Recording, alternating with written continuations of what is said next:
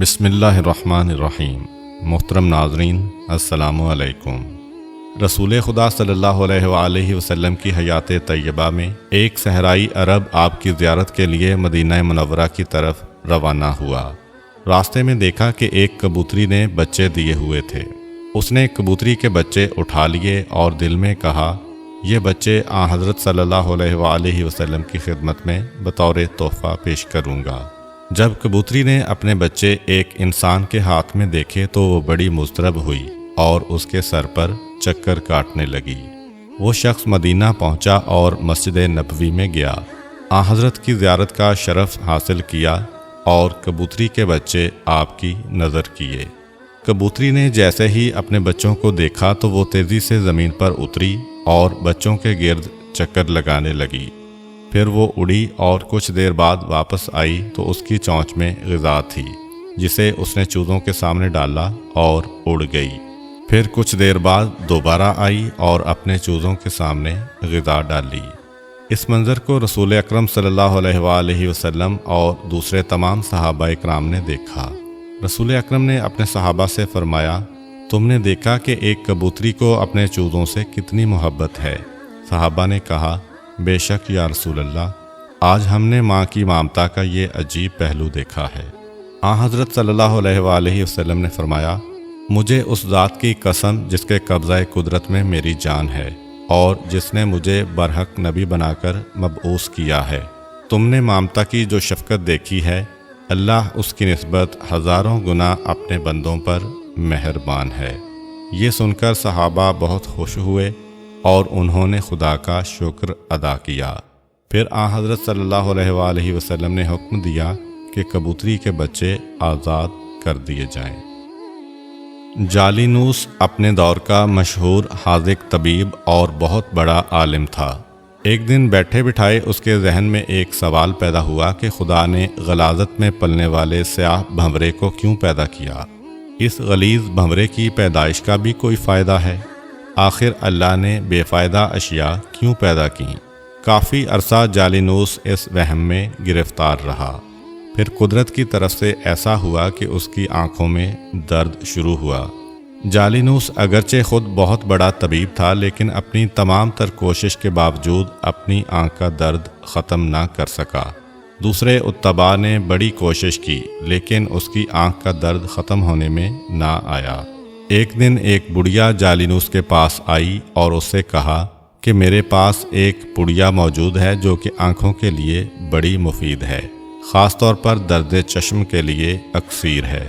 جالینوس نے کہا، آپ مہربانی کر کے وہ دوائی میری آنکھوں میں لگائیں۔ عورت نے سلائی سے وہ دوائی اس کی آنکھوں میں لگائی۔ تھوڑی دیر کے بعد آنکھ کا درد ختم ہو گیا اور جالینوس کو آرام آ گیا۔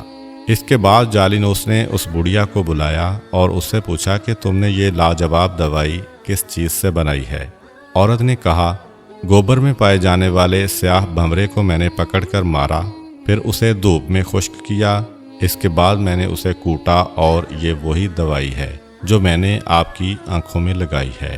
جب جالینوس نے یہ جواب سنا تو حیران رہ گیا اور اسے معلوم ہو گیا کہ خدا نے کوئی چیز بیکار اور بے فائدہ پیدا نہیں کی۔ مشہور متکلم علی بن میثم بغداد کے رہائشی تھے۔ ان کے زمانے میں مامون کی حکومت تھی۔ اس وقت حسن بن سہل مامون کا اہم ترین وزیر تھا، جو کچھ الحاد کی طرف مائل تھا۔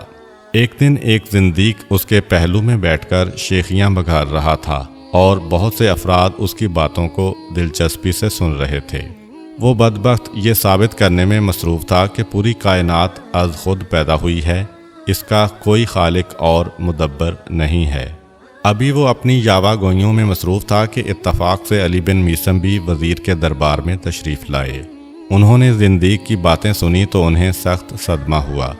انہوں نے وزیر حسن بن سہل کو مخاطب کر کے کہا، جناب، اس کی باتیں بعد میں سن لینا، پہلے میری بات سنیں۔ آج میں نے اپنی زندگی کا عجیب ترین حادثہ دیکھا ہے اور میں وہ آپ کو سنانا چاہتا ہوں۔ ان کی اس آواز پر خاموشی چھا گئی۔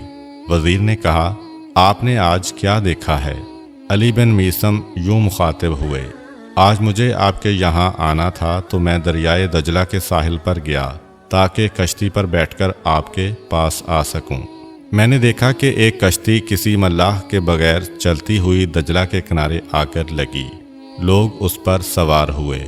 پھر کشتی مسافروں کو لے کر دریا میں چل پڑی۔ کشتی میں بیٹھے ہوئے مسافروں نے مختلف گھاٹوں پر اترنا تھا۔ کشتی ہر ایک گھاٹ پر گئی اور مسافر اپنے اپنے گھاٹ پر اترتے گئے۔ پھر آخر میں اس نے مجھے آپ کے محل کے سامنے آ کر اتارا۔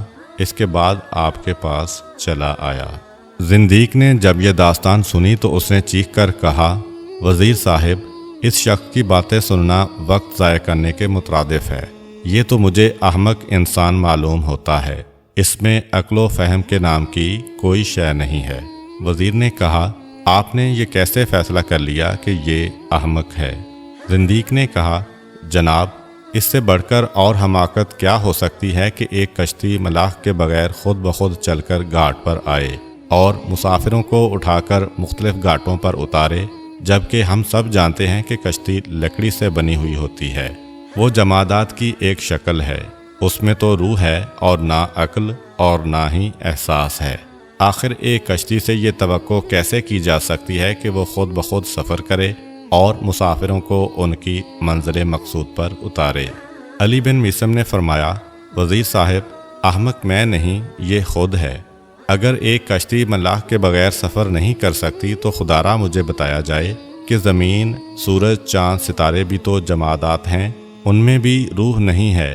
وہ لاکھوں سالوں سے کسی مدبر کے بغیر اپنے اپنے مدار میں کیسے گردش کر رہے ہیں، اور وہ اپنے مدار سے کیوں نہیں ہٹتے، اور وہ مسلسل لگی بندی حرکت کیوں کر رہے ہیں؟